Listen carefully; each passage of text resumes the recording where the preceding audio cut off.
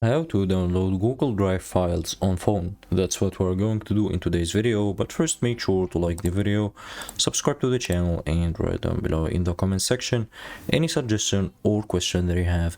And also make sure to watch our previous videos and tutorials. We have playlists for each app, and let's get started. So in order to download a Google Drive file on your phone, go to Drive app on your phone, and then now go to the file that you want to download and open its settings menu by either holding it and then click on the three dots up there on the upper right, or by clicking on the three dots here besides its name.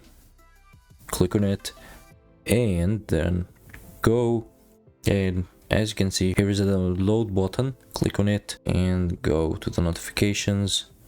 It's being downloaded.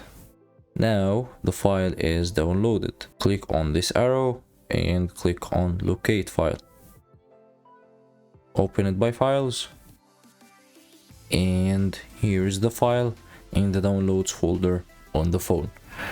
That's it. Hope you guys enjoyed the video. Don't forget to like the video, subscribe to the channel, and write down below in the comment section any suggestion or question that you have, and have a nice day.